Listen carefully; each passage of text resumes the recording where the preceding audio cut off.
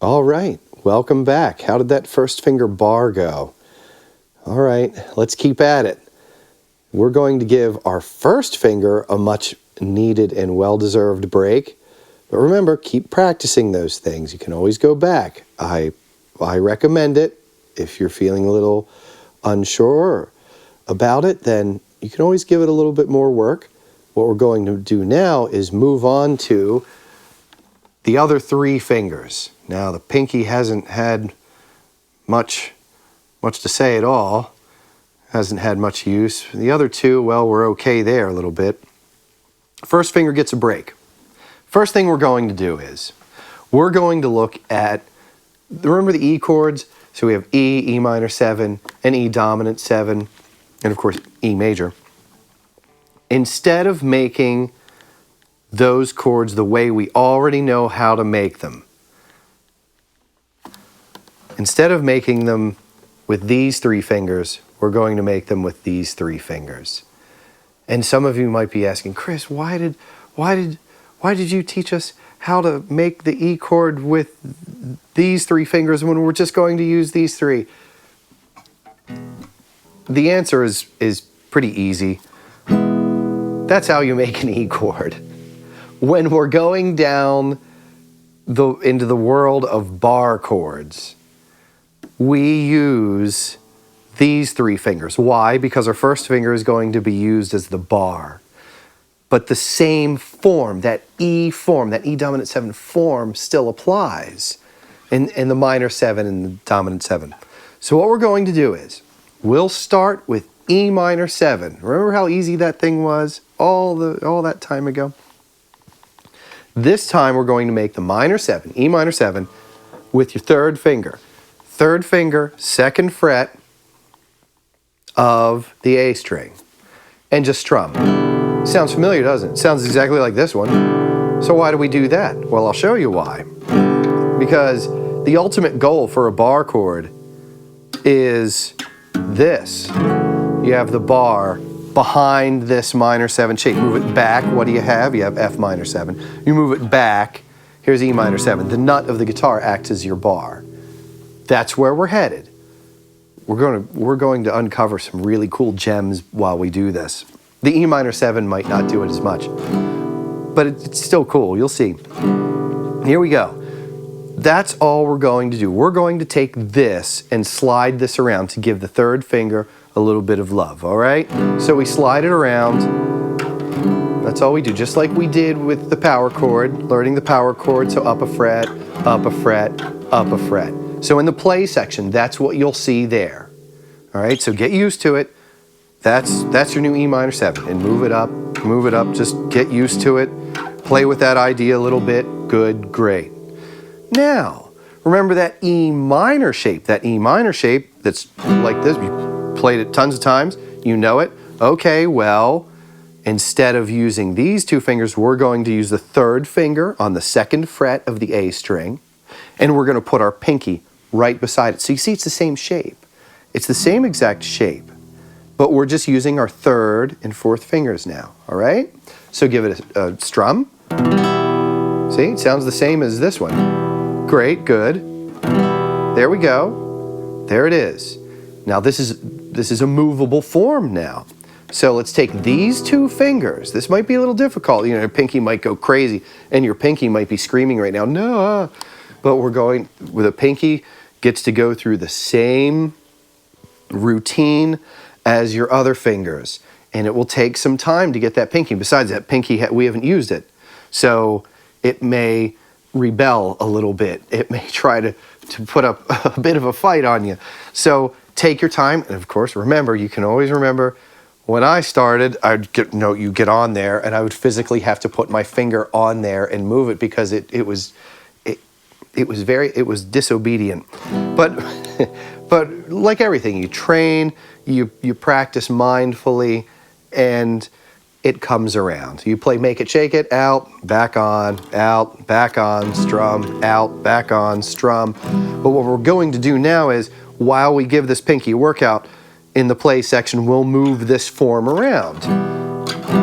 We'll move it around, and And for you songwriters out there, composers, there are some really cool tones that'll start. That's pretty neat.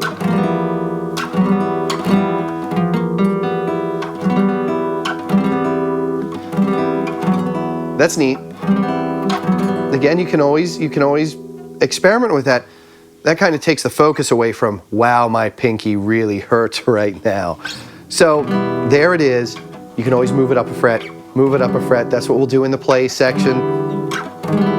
We have some vamps we'll do, but the main goal right here is getting these two guys to move around together, right? We want them to move together along the frets and get used to sticking together on, say, the 2nd fret or the 3rd fret or the 4th fret or the 5th fret. We want them to move in unison. That's our goal there.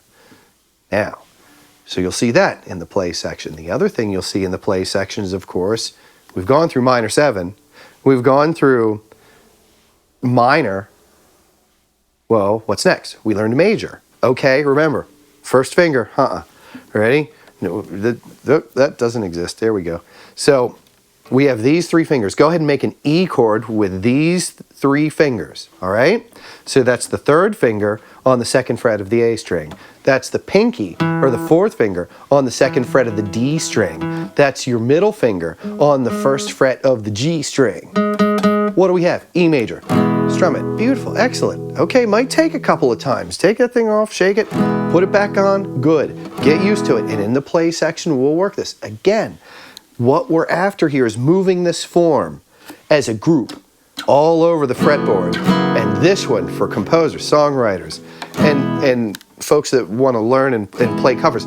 This is something that folk artists and bluegrass artists, pop artists, you'll hear this in country. It's really cool. It's beautiful, especially folk. There's just beautiful examples of this.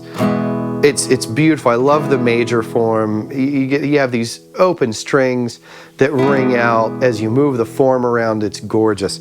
Our main goal right here, our ultimate goal is to put that bar behind it. Oh, that's our main goal. That's what we're working up to. Don't worry about that 1st finger right now. You have E, then move it up a fret. Yes, anybody that's heard Paco de Lucha, oh man, Spanish style guitar playing, flamenco, oh.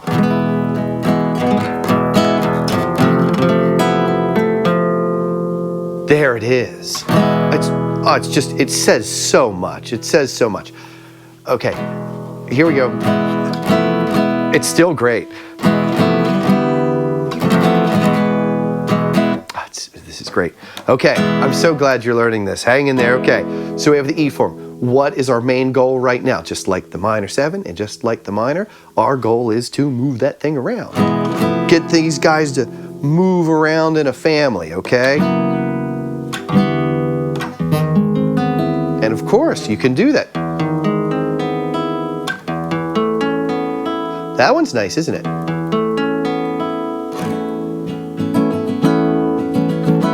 How about up another fret? That one's tense, isn't it?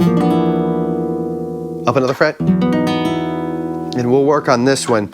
We go from the 5th. We go from here to here. Well, that's used in.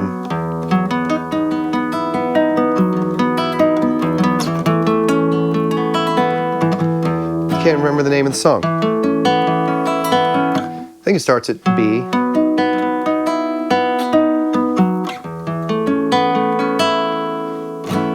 Well, you get to experiment. That's fun time. Oh, it's gorgeous. Okay, this is our goal, so we want to make sure that group, sorry about that. That's what I'm talking about. Guitar just does that to me. Music will just do that to me immediately. Whoa, wow. I think I should write a song using that. That's pretty cool. Or I was wondering what they did in that song. Now I know what that guitar player was playing. Yeah, she played that. That was cool. So, slide that up. And of course, you can imagine, okay, you have the E chord. How do you make it a dominant 7? you get that pinky off of there. Now you have the dominant 7 shape. We learned it like this. Now we're going to play it like this. There you go. All right? And then we're going to slide this one all the way around. There you go. That's what we have to look forward to in the play section. This is Barre Chords Part 2. And let's have some fun. There are some great sounds that happen with these shapes. You know, like I said, the minor 7 might seem a little, well, I don't know what. You might find a few. There are some serviceable things in there. Well, they're all serviceable, depending on what you want to say. The minor, in the dominant 7, there are some in there. Sound nice, yeah? But definitely the major, I mean flamenco, and flamenco music, you hear that. Move these shapes, get comfortable using this little group of fingers up and down the fretboard, getting them working in concert, working in unison, and we'll take it from there. All right, I'll see you in the play section.